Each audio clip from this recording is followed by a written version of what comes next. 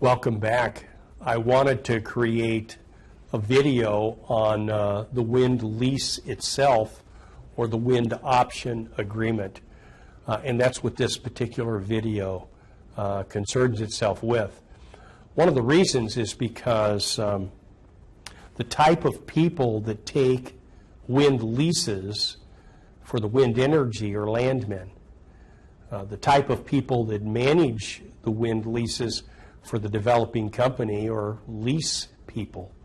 The type of people that manage the royalty payments in a wind company are very similar to division order people. And so there is a translation to some degree from what we do in oil and gas in a land area and what wind companies do to manage their wind leases. So I think it's important for us to understand the wind lease and the wind option agreement. I believe your book does a fairly decent job of talking about each of those agreements and the clauses in the wind lease itself. Now, when a developer comes along and they want to secure land to possibly develop, they can use a two-step process. The first thing is much like a seismic option agreement. They can get an option agreement. It's like a seismic option agreement.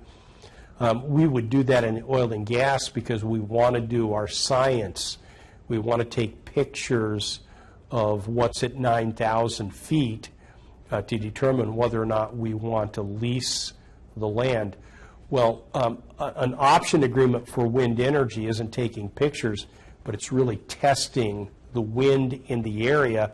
And if the tests come back very positive, then the company may call in that option and secure the lease.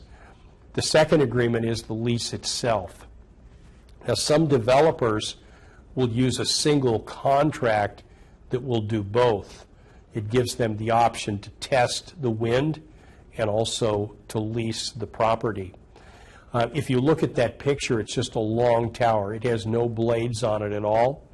This would be the type of tower that would be used for testing. It would be our correlation to seismic research.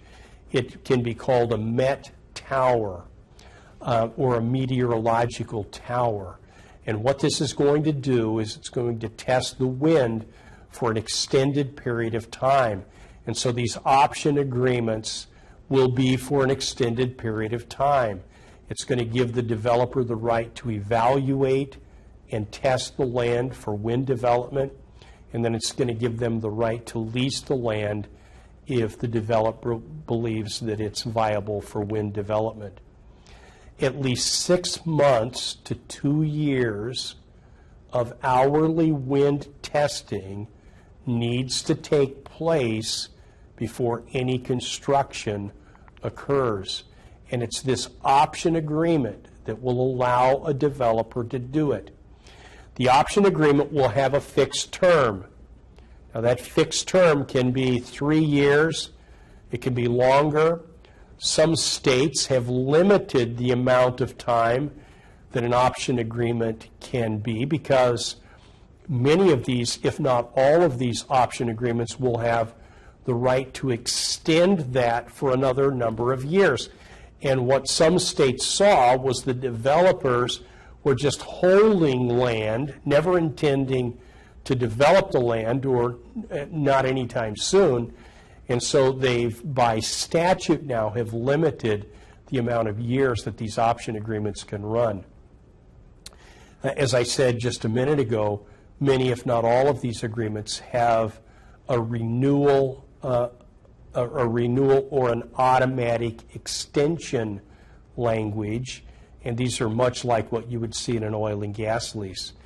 Now, if there is this option agreement that's in place prior to the expiration, the developer can do one of four things. They can invoke the extension and extend it. They can exercise the option to lease. They can obtain easement rights, or they can allow the option to expire. Now, there's going to be compensation that's due the landowner under this option agreement, and typically that's going to involve a signing bonus. If they extend it, there will be an extension fee, and then there would be like an annual delay rental payment that's due the surface owner during the option period. Now, the signing bonus is not anything like what we would pay a signing bonus for an oil and gas lease. Generally, it's a minor amount, between $2 and $10 per acre. Let's talk about the oil and gas lease itself. What that oil and gas lease is going to provide for is it's going to give the developer the right to construct the turbine, to build access roads. It gives them the right to continue operations and maintenance. It gives them the right to build conversion facilities, and it gives them the right to connect to the power grid. The wind lease is also going to provide for this. Now, there are going to be words here that are going to be interesting to most people, but it gives the developer the right to receive an easement for audio issues, sound issues, noise issues, flicker issues. In other words, those blades turning, if the sun is in front of them, could not only cast a shadow on a neighbor's house, but if they love to sit out on their front porch every afternoon, the flicker of that could be very disturbing. So that the kind of easements that it's going to create are not at all like the easements that we would have in an oil and gas environment. The wind lease will also incorporate the easement rights that are required to operate and to build the facility. And what these would include would be access rights, construction rights, maintenance rights, transmission rights, noise rights, overhang rights, airspace rights, non-obstruction rights.